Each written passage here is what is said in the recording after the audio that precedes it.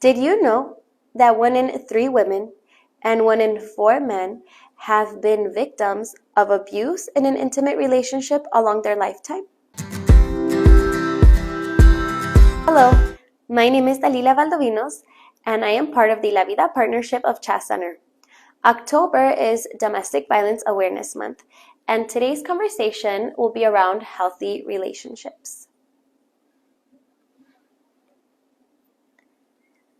Did you know that 1 in 3 women and 1 in 4 men have been victims of some form of physical violence by an intimate partner within their lifetime? Did you also know that 20,000 phone calls are placed to domestic violence hotlines on a given day? That is way too many.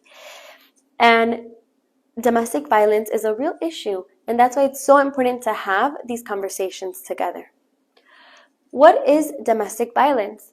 Domestic violence can be defined as a pattern of behavior in any relationship that is used to gain or maintain power and control over an intimate partner. And the key words here are power and control. When one person wants to have power and control over their intimate partner.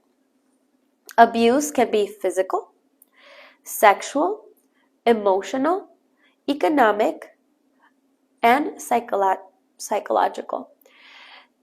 That can also include threats of actions that influence somebody else. For example, behaviors that frighten, intimidate, terrorize, manipulate, hurt, humiliate, blame, injure, or wound someone.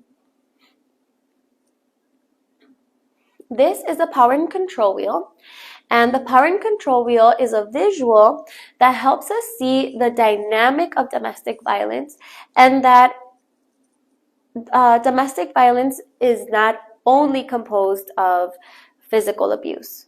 As you can see, that's only one part of it, but we also have economic or financial abuse, using male privilege, such as treating your partner like a servant, making all of the big decisions, acting like the master of the castle, being the one to define men's and women's role, using children, which can also be psychological abuse, minimizing and denying blame, using isolation, isolating your partner, and removing resources and support from them, using emotional abuse, as well as intimidation, coercion, and threats. So this really shows us that there's so much more, and that domestic violence is very complex, and there's a lot of different types of abuse. So what are then some things that we would want to see in a healthy relationship?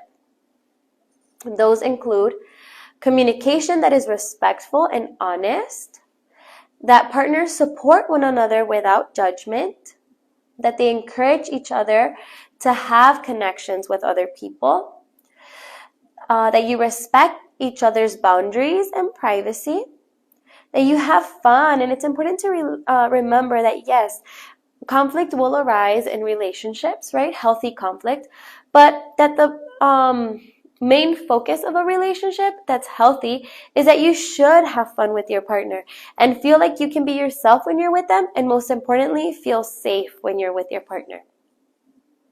There's also mutual trust. You view each other as equal. There isn't a power dynamic within the relationship. And of course, as we already mentioned, that you feel, most importantly, that you feel safe when you're with them. This includes emotionally, physically, and spiritually. So why is it that sometimes people might stay in an unhealthy relationship? There's a lot of reasons and a lot of barriers for people to leave a relationship that might sometimes be unhealthy.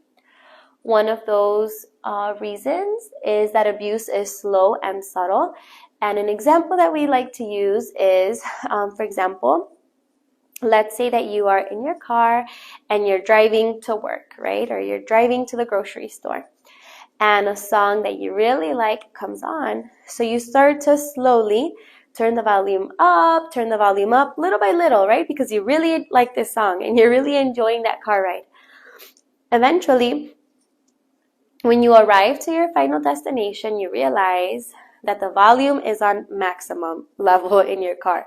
You get down, you go grocery shopping. Once you get back in your car, you turn your car on and you realize that the volume is all the way up, right? It's on max. Why didn't we notice it, right, when it was subtly being turned up when we were in the car? It's really hard to notice those things, right, when they're slowly happening. And the same thing goes with abuse.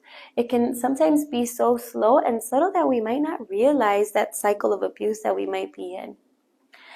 It might also be that that abuse might be minimized or romanticized. There's fear of disclosure, and that might sometimes come with even like embarrassment, being embarrassed to talk about it.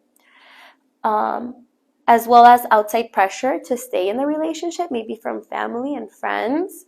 And lastly, the cycle of abuse. A lot of the times we might think that maybe this time things will be different. Maybe this time my partner will change. Maybe this is the last time that this is going to happen, and that we will be able to work on our relationship and that it will be healthy. But when we are in a cycle of abuse and an unhealthy relationship and we see these patterns happening over and over again, it makes it really hard to leave, right? We have that hope, and I think that hope sometimes is what leaves us with, again, that hope that things will be different. And so we stay. And sometimes I've heard a lot of people say that they love their partner and that they hope that they do change. And so they stay because they are hoping that things will change. So how can we help someone if we realize that they might be in an unhealthy relationship? The first thing is to approach them in a safe and confidential manner. You can express your concerns by saying something like, I'm concerned or I'm worried that someone might be hurting you. I'm worried about your safety. It's important to be supportive and really listen, be empathetic to this person's experience, and let them know that the abuse is not their fault. We might sometimes blame ourselves for the abuse, but in reality, it is not our fault. It's important to not judge the survivor, and it is important to encourage them to build a wide support system, especially if they've been experiencing isolation and they've distanced themselves from family, friends, and the community. Also, tell them good things about themselves. Encourage them, right? Motivate them. When someone has been experiencing emotional abuse for so long, our self-esteem is affected by that. And we might think that we might not have any good qualities or strengths, but it's important to highlight the strengths of this person and really motivate them and encourage them and hopefully build up their self-esteem. Also, encourage them to seek out help from a domestic violence agency or hotline, and La Vida Partnership of Chas Center is here to provide support for the community and for those that are experiencing domestic violence and sexual assault. And lastly, remember that you can't rescue the person. You can't rescue the survivor. The survivor is the expert. They are an expert in their situation, in their experience, and they know when the right time will be or the safest time will be for them to make certain decisions, right? And so our role is to be there to support and to offer resources. And when they are ready, they will take certain steps and actions. Thank you so much for listening. And if you would like to continue having these conversations around healthy relationships, domestic violence, and sexual assault, feel free to reach out to our program at Chas Center and also learn a little bit more about us online through our website at www.chascenter.org. Thank you.